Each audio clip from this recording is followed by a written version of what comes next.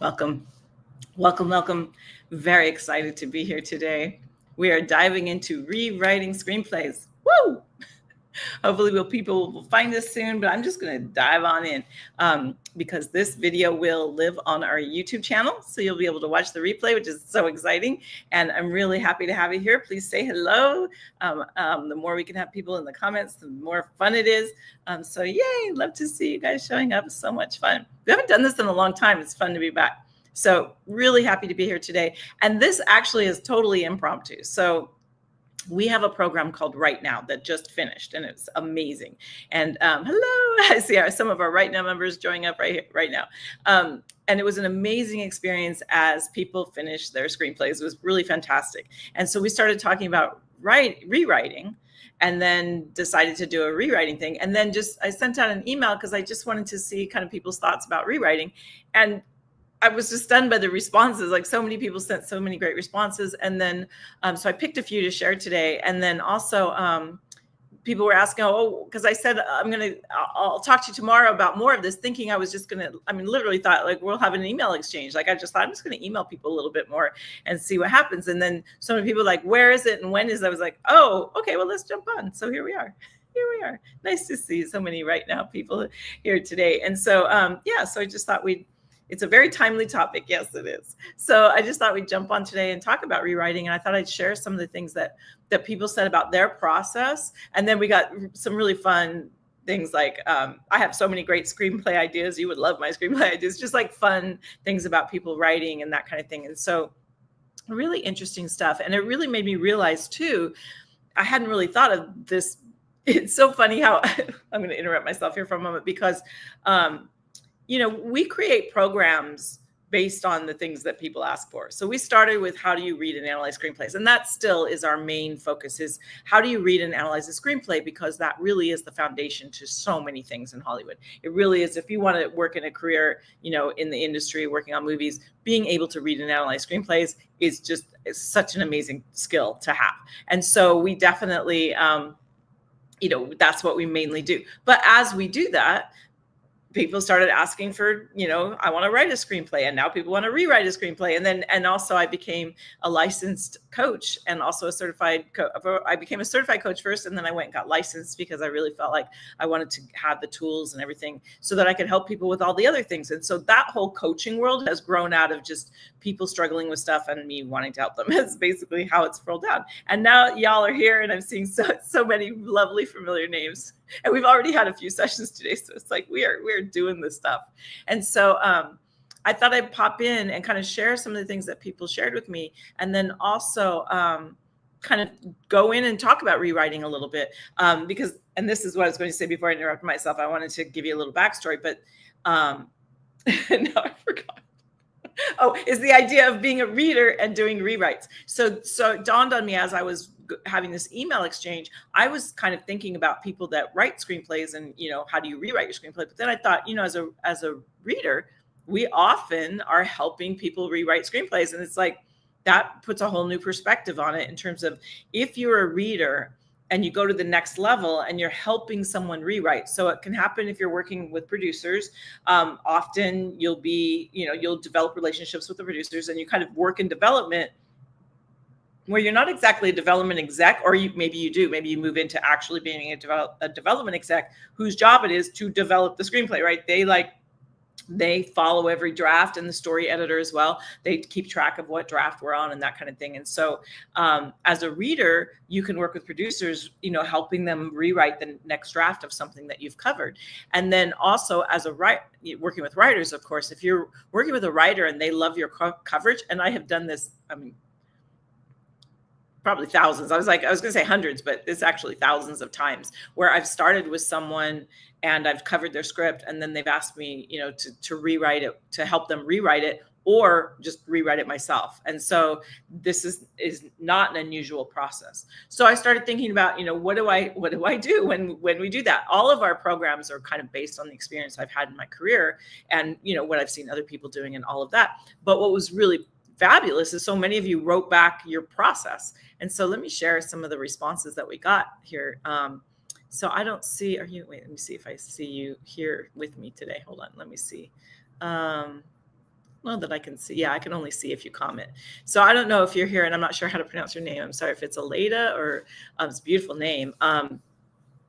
She wrote back, they, he, she, they, I'm not sure, wrote back, I never want to assume, wrote back a really like detailed thing about their approach and their research and kind of their fears about will their style and will their story and will what they're doing be accepted in Hollywood? And because I asked, what is your biggest concern after finishing your screenplay? And they wrote, it will not sell due to white investors because it tackles white ambiguity in responding to their characters' roles and generational plot development in current and future trajectories, and in not just producing but broadcasting. So really diving in some really like just really great topics, really good things. And actually, I think it's quite the opposite. I think that there will be people that will want to produce that. And I do think that there's many people that want that kind of work coming out and that just want to explore. We talk all the time about how movies shape our culture and reflect our culture. So movies reflect like what's happening right now, but then also things like this help to shape the next step, right? And I do think there's people that would be interested in that. Really fascinating. And then they went on to describe like their current method. And at first I was like thinking that because it looked like a writing thing where they write and then they research and then they expand, then organize their timeline, do historical research, apply literary tools, expand, comparison, draft check. And they added a whole list. And I was like, oh, well, that's writing. And then I realized, oh no. And then it went into like, kind of reviewing and then having like a directorial response versus a producer response. Really interesting, right? That's development. So I'm kind of looking at the very first step. When I'm talking about what we're talking about today is that very first step. They just finished the screenplay. And as a reader, how are you going to step in and help them do the next thing? Or as a writer, what are you going to do like immediately next? And then there's, this big long thing of where it could go, all the different things that can happen as you develop it with other producers or with a director, or maybe an actor comes on board. Like there's so many things that will continue with development in terms of the rewriting process. So much so that even when you have a shooting script, the page colors, we haven't even gone into this in any of our programs yet. We do it a little bit in the screenwriter system because we're so much before the shooting script and all of that. But there'll be, if there's a revision, it's a different color so that people can literally stay on the same page. Or if a scene is cut, that's why scenes have numbers. So it doesn't change the page count. It changes like what scene is when, so that we're not ever saying like, oh, we're going to shoot today page 4, because it's going to be, if we don't have scene numbers, that page 4 could be different depending on what draft people have. And even with scene numbers, sometimes if there's a rewrite, right, it can be like, wait a minute, my scene number 4 is different than your scene number 4. So it's like, it can be challenging later on. So it is like when there's, especially if you have several writers on board and that kind of thing. But I just love people sharing with this. And then let's see. I also have just, I can answer basic questions for people. If I see, I'm just going to keep checking the comments. And if I see like certain people that ask questions are in the comments, I don't see any of them now, but I'll go ahead and answer any questions that we have. I always try to do that live. If we see comments or questions via email and I go live, I always try to address anything I can that people are sharing with us. And sometimes I might not say names. Sometimes I will. I just always want to be respectful of people and, kind of just share and what I can. And then if something seems like it might be uncomfortable, I won't share a name, if that makes sense. Let's see what else we had. So I think I saw, Jessica, you're here, right? Do you mind if I share what you wrote? I think I saw you here. Do you mind if I share because it's so brilliant. You're so brilliant. I'm so happy you're in our programs. And I'm seeing so many beautiful, lovely names that I recognize. So let me know in the chat if you mind if I share that. Since you're here, I can ask permission. Typically when people email us, it's sort of public knowledge. So I'm always assuming that's fine. And I never go really deep into what people share because I want to respect you. And then we had a couple people write back that they want to know, how do you get an agent? Or, what do I do now? I have, this is what I'm really stuck on, is getting an agent. And the thing I want to say about that, kind of right out the gate, I don't have an agent. I'm doing movies all the time. I don't have an agent. So it's great to have an agent. Don't get me wrong. I don't know, I've just never gone down that path because I have so many connections that I've made by being a reader and being in the business that I haven't really gone down that particular path. And I think because I sort of pick and choose the projects I want to do, whereas an agent would be just submitting me to all kinds of things, which, I mean, you pick and choose when you do that too.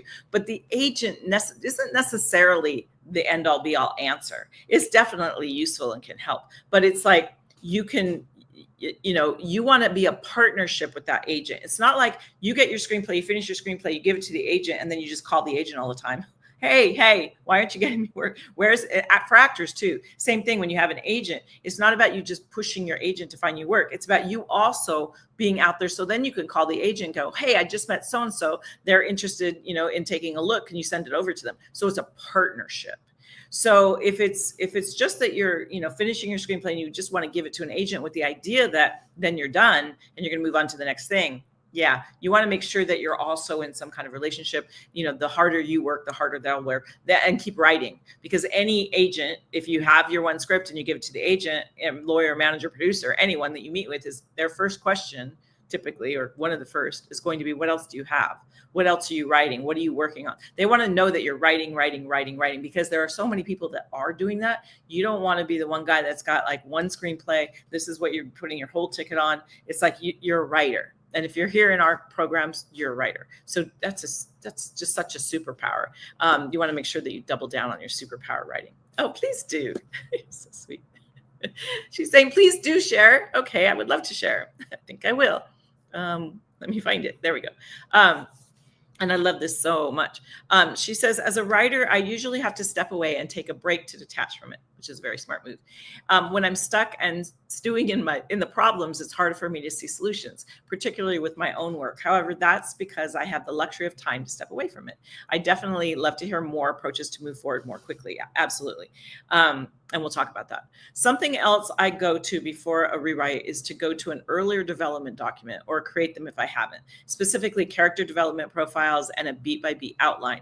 I'll review the differences between those and the completed first draft to weigh differences and brainstorm how to resolve issues. Really, really smart, Jessica, to be able to look back on what you thought you were going to write versus what you actually wrote, because often, most of the time, it's going to be different. So were there ideas that you had that got shelved? And I do believe, like, throughout your whole process of writing, rewriting, the whole time, anytime you have any kind of idea and you put it in your script and then you decide not to do it, don't just toss it. You want to be, putting it aside into your love file of all the things that you loved, that you wrote in the moment that you thought was wonderful. And then it's like, maybe you'll use it, maybe you won't, but you might be able to use it again later. Doug Shaner, my writing partner, and I, we have taken one character from one screenplay and then built a whole nother screenplay based on that character because we love them so much as a side character over here. And so it's like some voice might come to you as a smaller role, and then that could become, a spark, or anything. It could be a character, it could be a scene, it could be all kinds of things. So I love that you're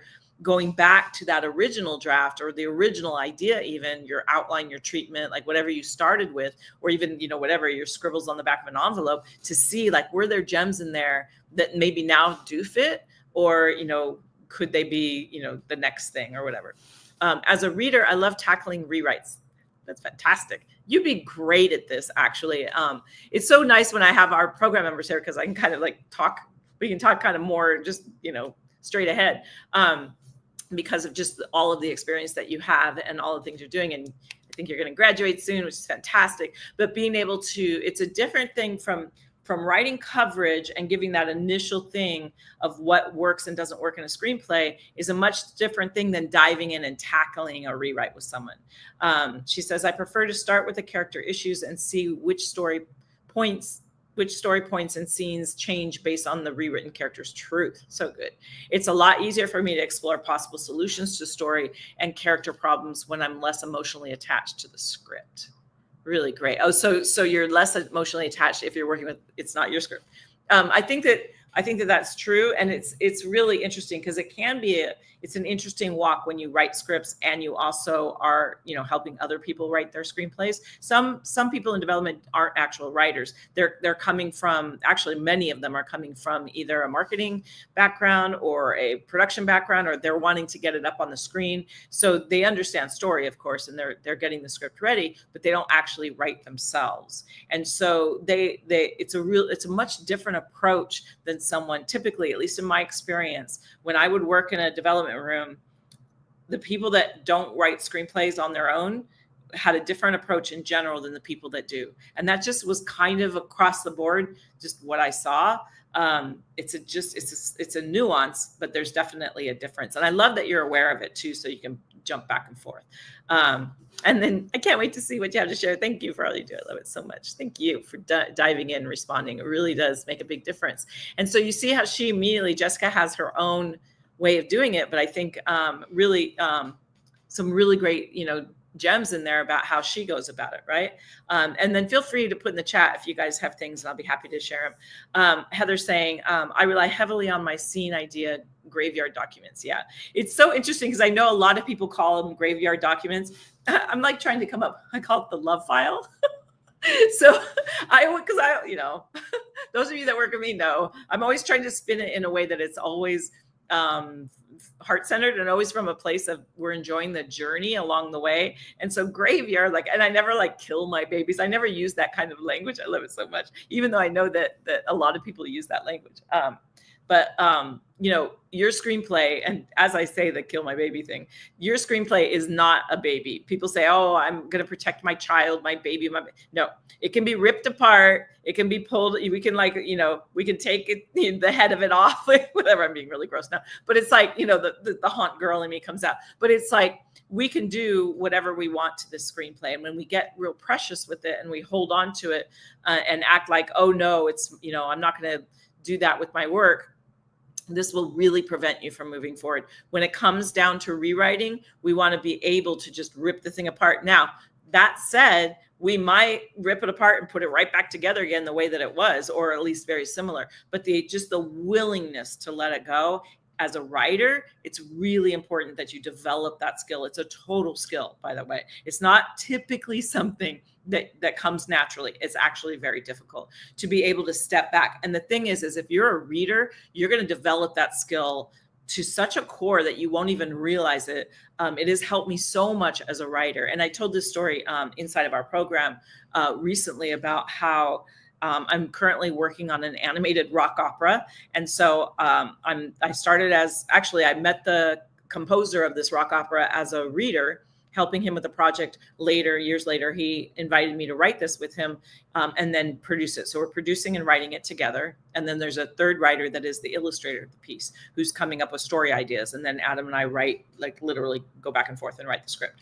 So, and then I'm kind of in charge of the overall, making sure the screenplay is, solid.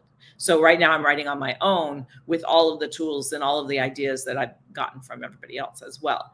So it's a really interesting process. And this is the second complete draft. We did a full draft, and I wrote about this in the email that I sent you, that we did a complete draft and then threw out we kept maybe 10 pages other than the songs, but we actually, he had composed, even recorded these songs, and we threw out a couple of the songs too, which is, to do that, it takes some strength. And actually I have to say, to Adam's credit, he was like, I think we had a whole thing about a shadow storm, and there was a song, and he was like, I just don't think the shadow storm's working. And we loved the idea of it, the visual of it so much.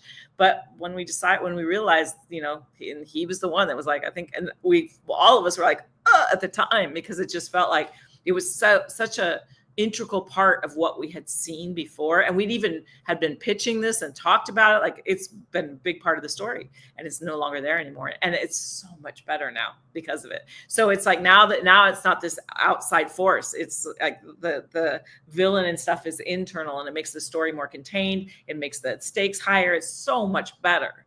And so, but it was a process, right? And that's the thing, is when you go to rewrite, being able to just let go and allow a new process to come in. Now, that Shadow Storm song and that whole sequence that we have with that, maybe there'll be a sequel, maybe there'll be a series. There's so many places we can then later come and bring that back in again. So like all ideas are welcome when you're writing, rewriting, but not all of them might make it to the, the final draft of what you're doing. So I hope that makes sense, as we look at it all. So I'm going to share my screen. Well, I am sharing my screen already because I'm on it. Crack myself up. And then, so kind of give an overview of, writing is rewriting. I love that saying. And I think it's definitely true. And so I'm going to give just a glimpse of some of the things to get your brain going, because the more you can kind of see all of these things, you can start to pick a path. And then at the end, we'll kind of talk about, okay, how do you do this quickly? And we'll talk about what that means exactly after I kind of share this with you. So basically, you celebrate first. When you're done writing your screenplay, make sure that you celebrate. And then I also have walk away or take a break. Take a break from it because you've been such in a different place. And the same is true if you've read a screenplay and you've written a coverage, and then I would still take a break. Just, it doesn't have to be long, even a couple of days is fine, but take a break from it and then come back and read it. I think, I think if you take like a week, it's a little bit better that you really, or you actually, I have many friends that the minute they're done, they go do something, like literally like go on a holiday for the weekend or week, or, like really change their environment, like get away from it and then come back, and you'll be rested. You'll have fresh eyes. It will be better for sure. And then read it out loud with no stopping. It can be really hard to not stop, but no stopping. You can take notes if you want to. Even that though, I think it's better just to read it, but sometimes some people can't, they just want to stop so badly that at least by taking notes, it'll help you move forward. And I've seen many writers, they just can't do it. Basically, they can't stop. They keep stopping because they realize they want to fix this or that or this or that. So it really is. I think writers that are also actors are a little better at it because they're used to, as an actor, to keep going. And so, but really, forcing yourself to keep going. And if you feel free to just drop anything in the chat along the way, I've got your chat up too, so I can see what y'all are saying. And then developing your own process is really important. And we're going to talk about process in a moment. We'll come back to that. So you want to reorganize your scenes by either describing them on 3x5 cards and kind of, or, making an outline of some, or like Jessica suggested, going back to your original, notes that you had, like just kind of reorganizing or taking a step back and going from being what they, in the weeds to every little detail, to taking that step back to kind of a 10,000, 30,000 foot view of here's what all the scenes are. Once you look at all the scenes, whether you break them down in 3x5, I love 3x5 cards personally because you can physically, you can use them. And I'm a kinesthetic person, so I love being able to move them around. And I love too that then you can reorganize them. And sometimes it's like, oh my goodness, why didn't I see that it actually should go in this order? And so that ability to reorganize them, I think is good. But you can also do it. I have another project that I'm working on that was one of the situations where I read it, I gave notes, they loved the notes, they asked me to rewrite it, like that situation. So I did an outline, and then I just did, here's what the changes are based on the structural things, the inciting incident, midpoint, that kind of thing. So it's like really kind of backing up and being able to look at all the scenes and then slowly reading it after you've done that. Now in this, when you slowly read it, you can stop, make more notes. You don't stop to rewrite, you just stop and make notes along the way, kind of thoughts or ideas that might come to you, ways to kind of move around, that kind of thing. And then you can go through and follow the arcs of different characters. Of course, you start with your protagonist, or you can work either way. Again, this is your process, right? You're going to figure it out. So you can go through your protagonist and follow their arc. Do they have a significant arc throughout the whole process? We want to make sure that they have a strong inciting incident, that they have some kind of reaction to the inciting incident, a call to action that moves them into Act 2. We want to get them to that midpoint, to the fork in the road. We want to get them to that point of no return where, we're just going to like go for this no matter what. So we want to make sure that we have peaks and valleys in their role, and that they have a really nice arc, and that they also change. They don't end up the same as they did in the beginning, unless that's the point. Now it can be it works really well if someone's able to do it well. You see it a lot that when it's not intentional, where the character didn't grow at all. So if the character doesn't grow at all, then that's the point of the story, is that they went through all this stuff and nothing happened.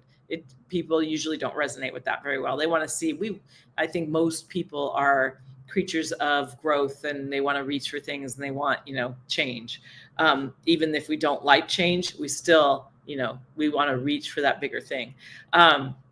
And then doing a live read with feedback, where you get a bunch of friends together, you hire some actors, you can do it on Zoom, like you can do it in person, where you all just put the scripts on music stands and you read through it. And then afterwards, not as you go, you read through the whole thing without stopping.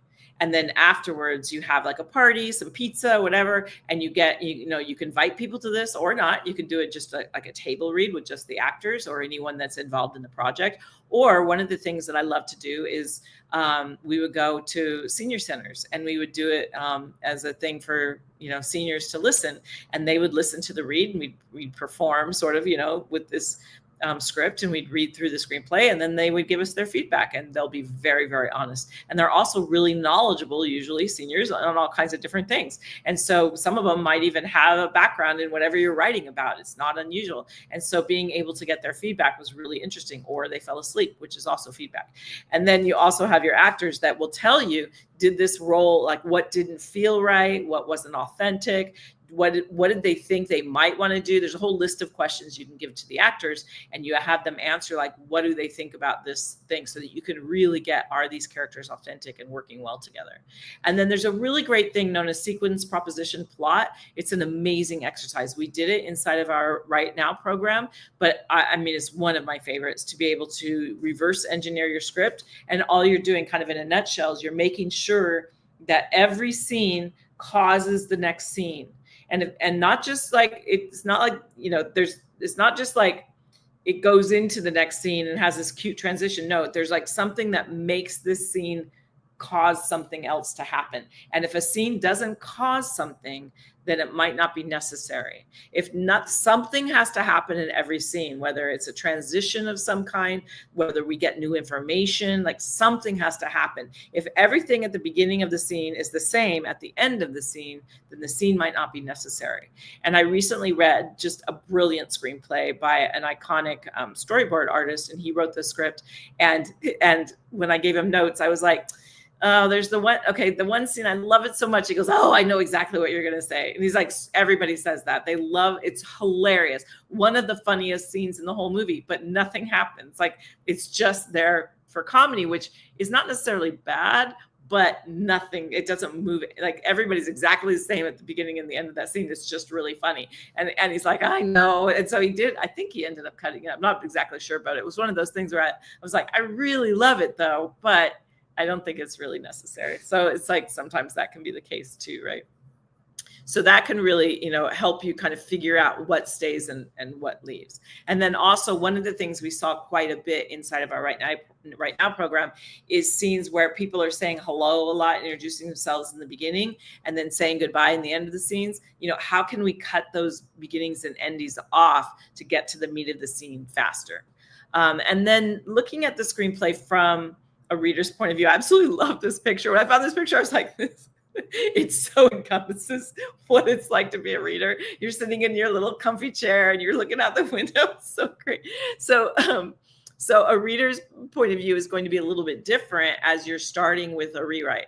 So first, you're going to cover the script, right? You're going to give them the regular coverage. And so you'll do that, because in a coverage, you don't, you can make suggestions about what will fix it, but you never rewrite. You're not there to rewrite your script. Even if you are even if you are a writer, you're just there to help them figure out what their next step is. So if they do hire you and they love your coverage, and so they hire you to continue on, this can be really great, because now that means that your coverage spoke to them, which is exactly what we want, right? We want the coverage. Our goal as readers is not to say what's wrong with the script. Our goal as readers is to inspire the fix, right? We want that writer to look at the coverage and just be like, oh, I know exactly what I'm going to do now. And that is the best feeling ever, when a writer's like, oh my gosh, I can't wait. Like, then suddenly they have all these ideas and they feel inspired. That's what we're trying to do with our coverage. Or a producer says, oh, I see the merit in this project. Let's develop this.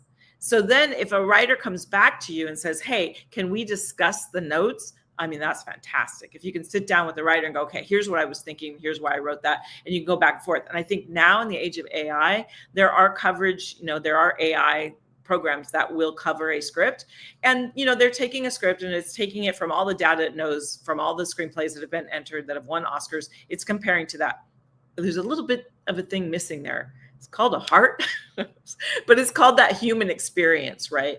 That you can't replace as far as we know. We can't replace the human experience in AI. And so it can go through and sort of tactically say what it thinks, works and doesn't work. But this is where if you're a reader and you do a coverage, you're going to bring that human experience to it. And then you can discuss the notes and say, well, I came to this opinion and it will be based on so many other things rather than of like this, technology, blah, blah, blah. Right. And so I think this is kind of, as AI comes into the picture, we are double downing on human connection. It's becoming even more and more important to have that relationship. So if you can sit down and actually talk to the writer about where, you came up with these, or the producer, depending on, what you're working with, about what inspired you to write these notes about it, right? And can you give solutions? And this is where, so in a coverage, we would never give something that's a rewrite. But when you're doing this, you could say, well, I even have the thought that, and stay with me here because this might not be what you're thinking. And then, I coach a lot of writers and I coach writers and I go, okay, so here's where my brain went. And I go, this might be something totally like you don't want, and I just kind of lay it out there and then go, take it, leave it, doesn't matter. And again, this is where we start to learn that skill of not being married to our ideas and being able to go, what do you think? And they're like, I hate that. Okay, cool. Let's move on. Right. Not being like, what do you mean you hate it? Like getting all married into what our idea is the best idea kind of thing, being able to let it go and move on. And then what's really interesting is when you're able to do that and you let an idea go and you move on, invariably, sometimes in the same conversation, but later it comes back around and someone will be like, oh, you remember that idea you had though, actually. And then suddenly either a piece of it, if not the whole idea, will have merit. So because whatever made you think of it is fixing a hole or a problem in the script, right? So you can give solutions. You can start brainstorming those rewriting ideas. And then you want to identify like what type of rewrite does this need? Does it need a full page one rewrite? Or that's what we did with Following Fireflies. We threw out everything. We pretty much started over. But we started over from a very different place. We started over really understanding what the three of us wanted together. And that had been missing before. We were kind of working in silos. So we really got on the same page in terms of this is what the story is going to be. And the tone. Tone was the biggest thing that we were not on the same page. They were on far more the same page, the two of them, than I was. I was in a Pixar movie. They were in a Nightmare Before Christmas movie. So it wasn't coming together. So now I saved the script that I wrote because it has some really fun, cute elements of maybe something else that I would write. So, but now we're coming through and it's a much more Lord of the Rings, darker story. So we want to identify. So that was a page one, but it might not be that. It might just be, we need to make the protagonist more authentic. It needs to be a dialogue punch up, meaning the dialogue doesn't ring true. It needs to be a credibility look. It's like there's so many different things that we can focus on that first you decide like what kind of rewrite are we going to do, and then identify any past drafts. If you start working with a writer, kind of what Jessica or Heather said about, going back, and right, it was Heather that said going back into things that you've done before, like going back into what have you already thought of? What have you already done? So as a reader, if you get someone's script and you cover it, you don't know any of that backstory. So you might say, tell me a little bit more about how you came to this, or, did you ever have any other scenes that you had thought about that you cut out? Like understanding what else they may have had, because they may have cut out something that then you can help them see is an actual great piece they should bring back.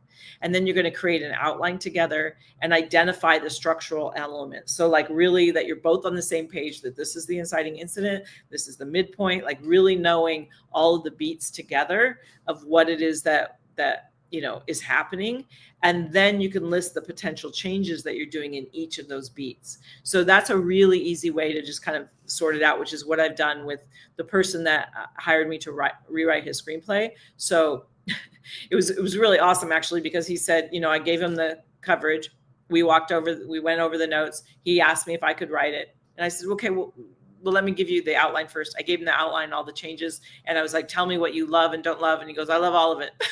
I was like, okay, that was easy. So now we're moving on. But I mean, normally it would be like, well, no, I don't want to do this. I want to do that. And now since then, I've had entirely much like deeper ideas about it. And I'm going to bring kind of bigger changes, although the structure, the basic premise, all of that staying the same. So I'm staying within his parameters, but it's only a 2-person play or 2-person movie. So I really want to dig in, right, and really create some really amazing scenes between these actors. And so he's planning to star in it too. So I think I want to give him that something really meaty, right? So I'll go back again and share those changes as well.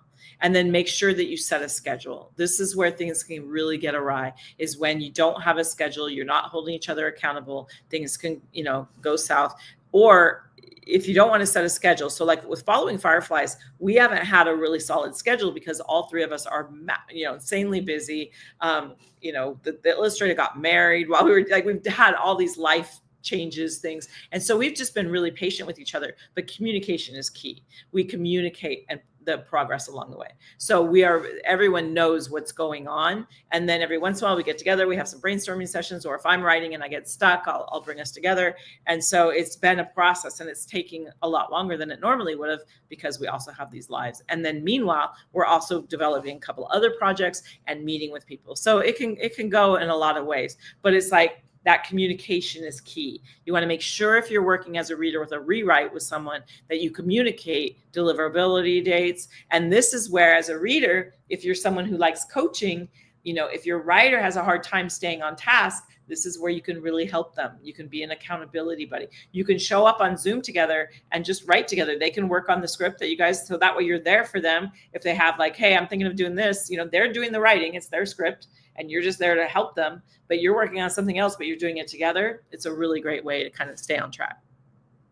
And then it's really important for you to have your own process. Everybody is different. There's no right way. There's no one way. There's just whatever way that makes you do it, right?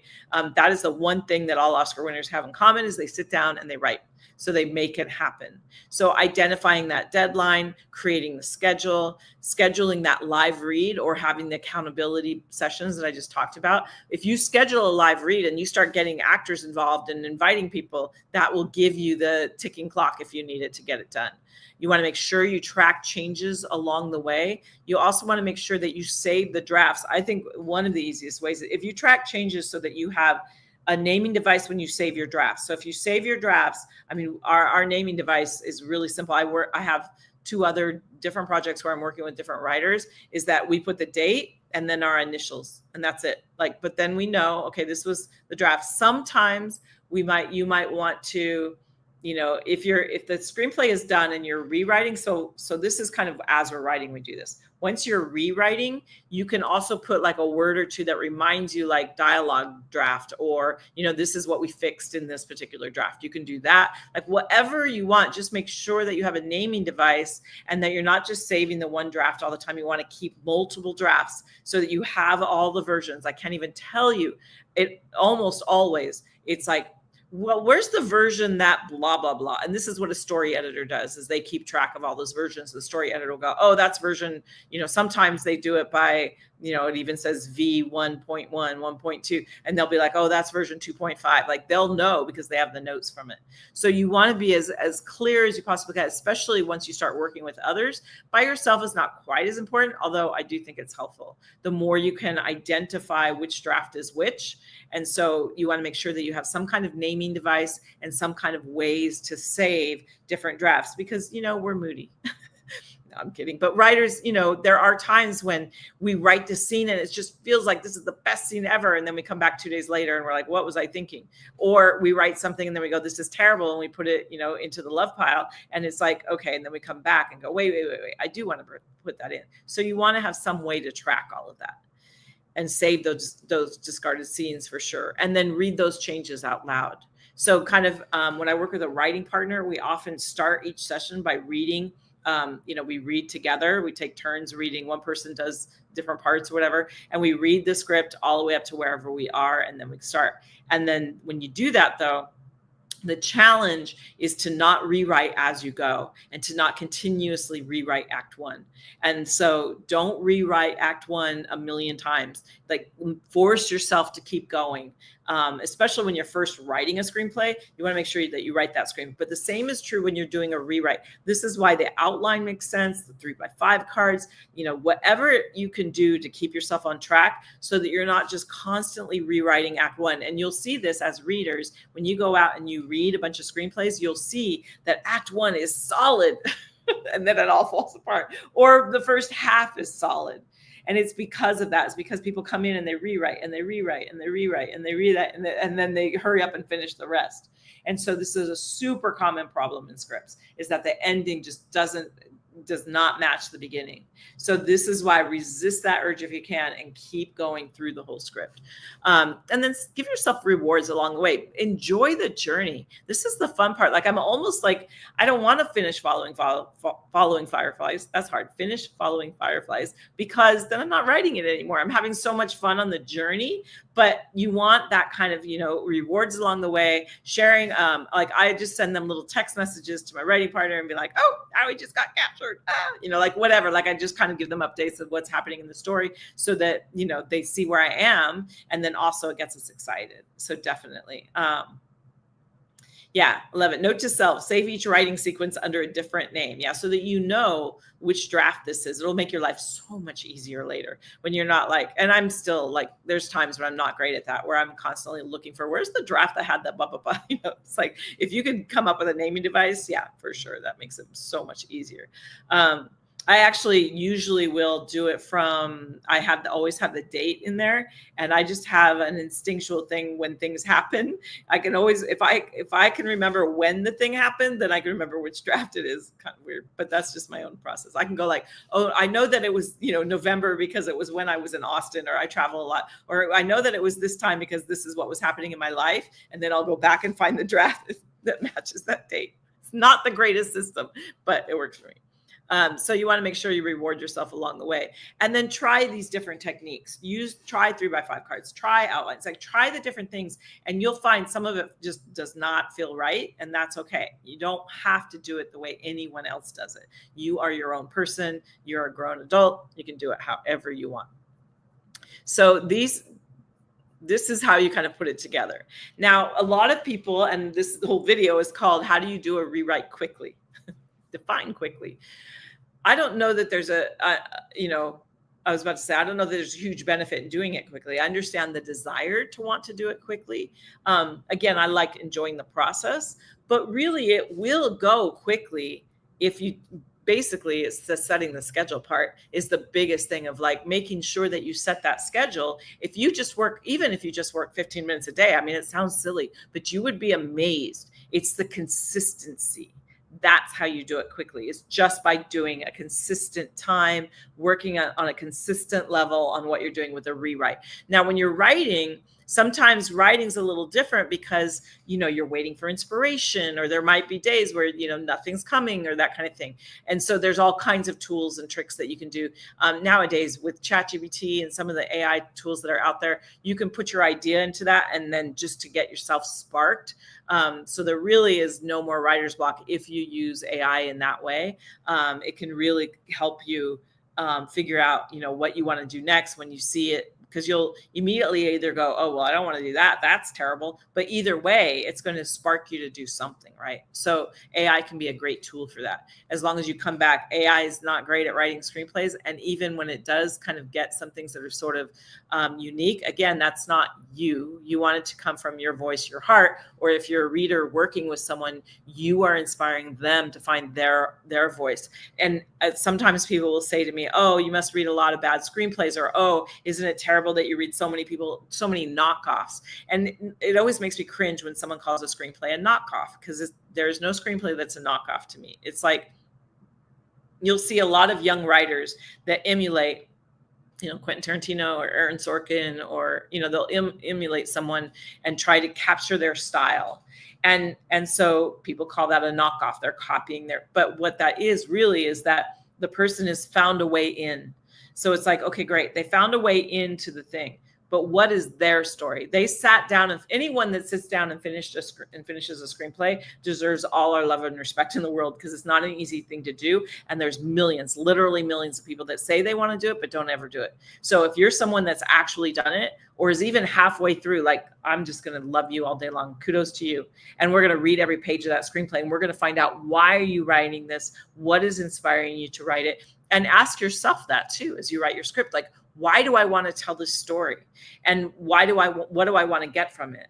And when you really sit, and this is kind of a side thing, but when you really sit into why you want to write your story, what you're trying to get across, you'll be amazed at how story ideas or certain things will come, and you'll see them in a totally different light. And I'm going to give you a little bit of an embarrassing, but sort of fantastic example of this.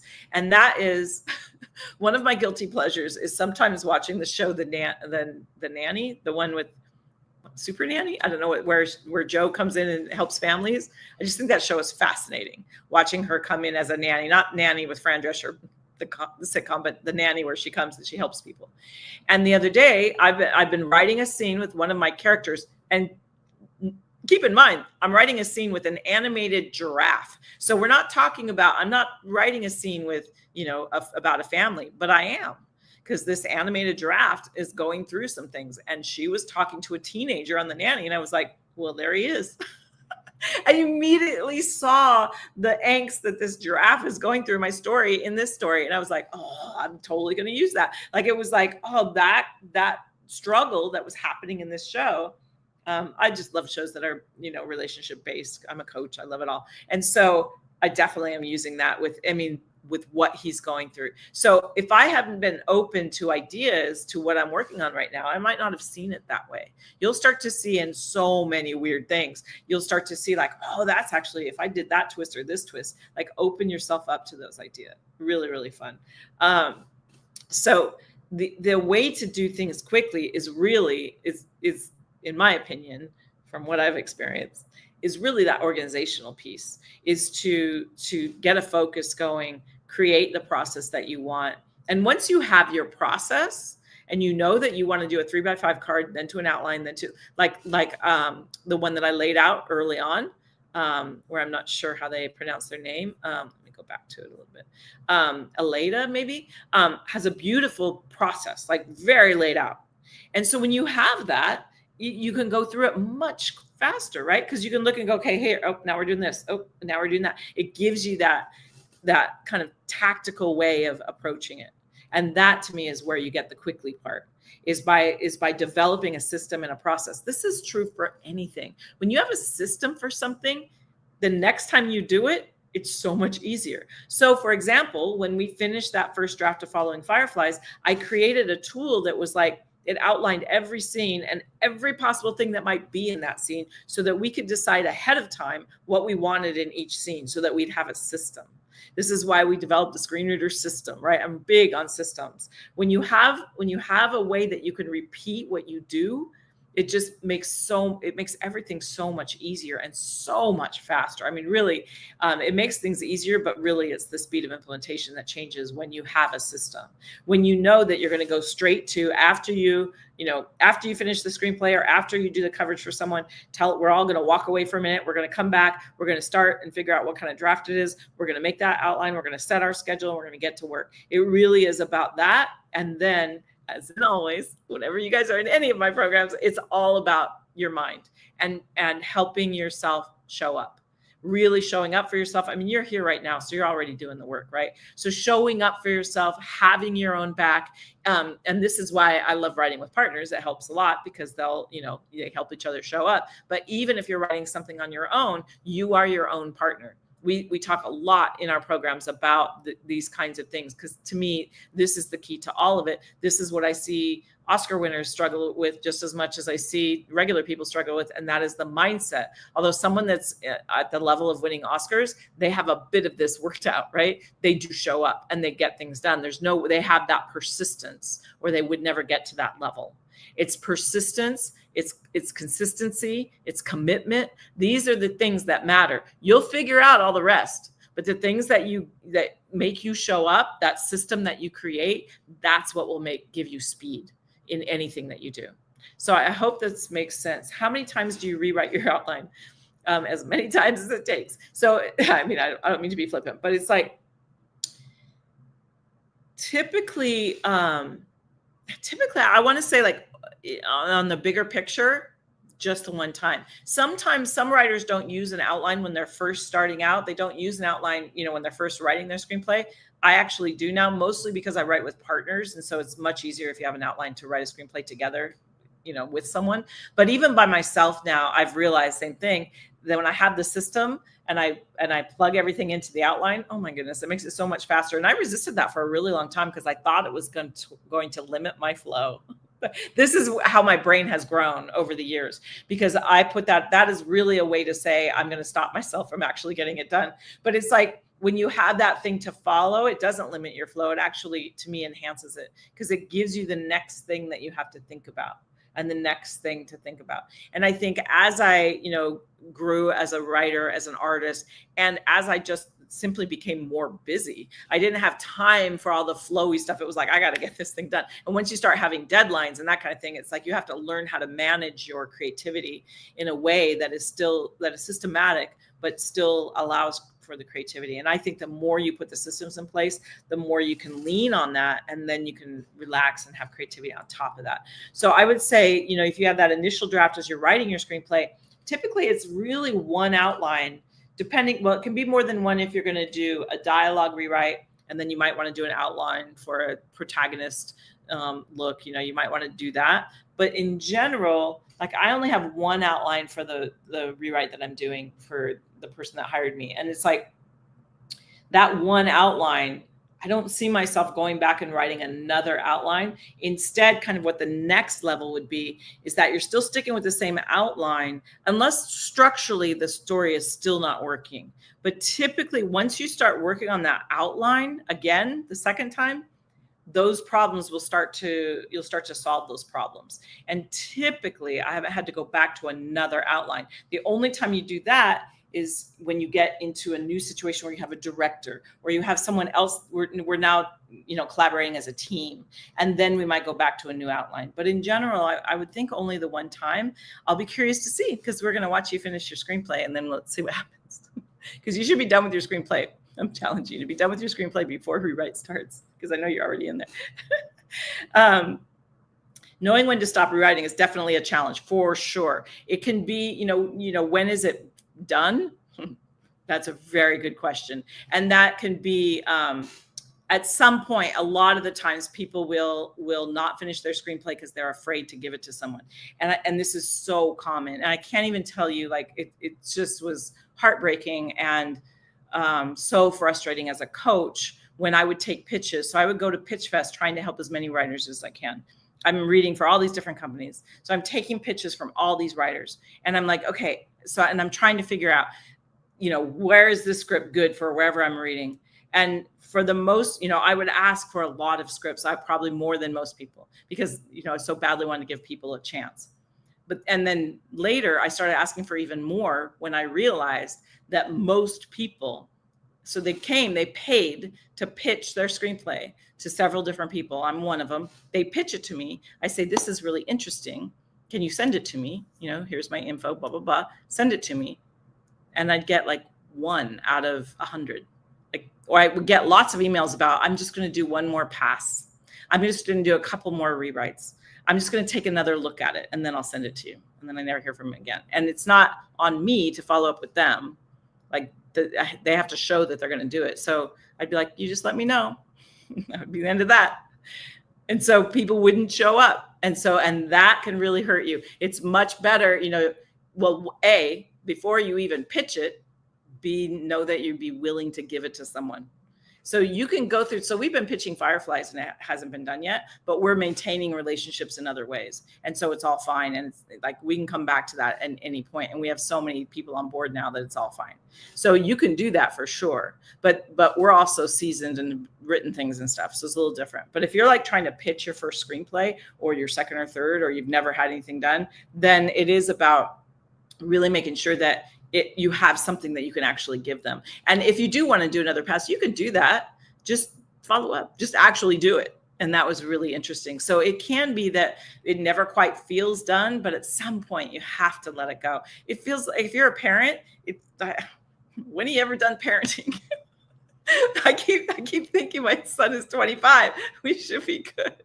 No, it's definitely different. He's a grown man for sure, but he's still like child. Like it's still, as much as I don't like to use the child analogy, it is that when are you ever done with something that you love? You always want to pour your love back into it. So, but it is that thing of like, one, you want to move on to the next thing. You do it to where if you're starting to have more ideas about the next thing, as long as it's finished.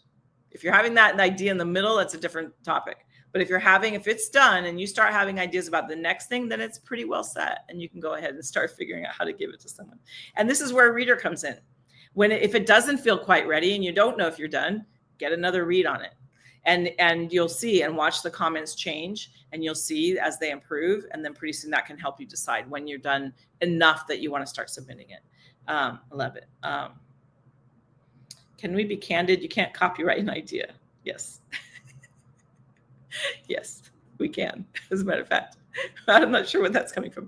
But it is valid for concerns about appropriation of your script. But it's a valid concern about others appropriate. Did someone ask about that? I didn't see the comment you're responding to. Love it. Reimagining, not knockoff. Yeah, it's really good. Yeah, and there's all kinds. I'm not doing copywriting, so I don't want to go down too much. There's so many rabbit holes we can go down, right? That's a whole nother rabbit hole. Today, I just want to kind of get people started on what is that rewriting process. So, so we've gone for almost an hour, which is really, really great. Replay crew, I love it. So, I hope that gives you an idea. I mean, it's kind of a fire hose of information in just a few minutes, but I wanted to let everybody know that we're going to be doing this. We have a new course called Rewrite Now. Oh, I put the thing on there wrong. It's actually, hang on, let me put the banner up for you. It's Rewrite Now, not just Rewrite. Hold on. So we are starting in June. We've never done this before, and I'm so looking forward to it. We're going to do, we just did Rewrite Now. We just did Right Now. There we go. We just did Right Now. And where people wrote their first, some of them were first screenplays, but people wrote a screenplay. And then so many people were ready to rewrite that we decided to do Rewrite Now. We are not starting it until the first week of June. We will be doing it on Monday afternoons live for a whole month.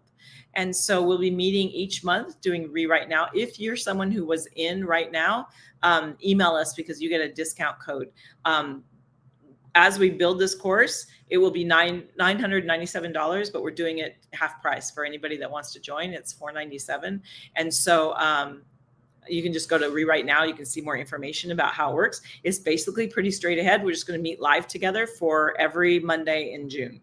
And we're going to rewrite whatever you're working on. And I'll go through, this lesson will be kind of the first one to get everybody started. And then I'll go through dialogue rewrites. And then I'd love if it works out, we can do a table read. It is live, so we'll be meeting every week. And so when we do that, to be totally transparent, I'm not exactly sure where it will go. It goes wherever you need it to. I will listen to the things that you need. Perhaps we'll bring in a guest maybe to kind of help with something. I will definitely continue to share what I'm going through with Following Fireflies and the other one that I'm writing. I don't want to say the name of it yet, but I'll continue to share what we're experiencing so that you can gain from that information.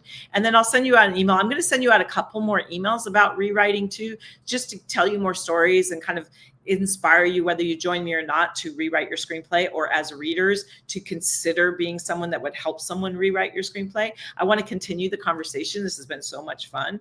And so I'll definitely be sharing that. And then in that, I'll send you the link so you can click on it to Rewrite Now. And if it's something that you want to join, we're going to leave it open all month where you can enroll it. Well, all month. There's only, what's today? There's like 10 days left of the month. So we're going to leave it open for that because it does start June 2nd is our first day. So we want to get people enrolled before then.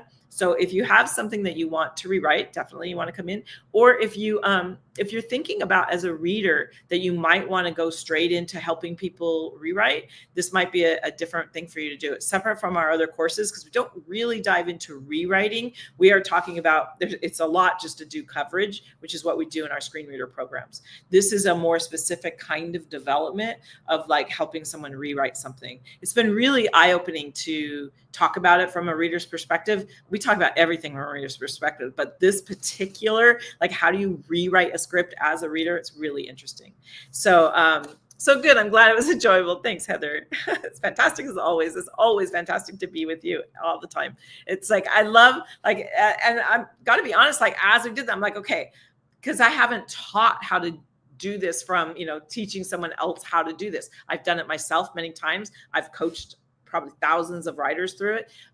But being able to coach you on how to do it yourself with someone, I just love it so much. So I don't want to go longer than an hour. I want to thank you. I was only going to do like 20 minutes, but there's so much I want to share with you. I get excited. So keep an eye out for your inbox. I will be sending you, don't forget, if you are in right now, you get a significant discount. So just email us or you'll get another email. I'll send you out another email with the code. I've already sent one, but I'll send it out again. And I'll put it in the Right Now Facebook group for those of you that are in there, which is most people that showed up today because you guys are the best. So I'm looking forward to getting started. Some of you have already joined. I'm looking forward to getting started and getting your screenplay to the next level. It's so much fun. Thank you so much, you guys. You are the best. And keep on writing. We'll talk soon.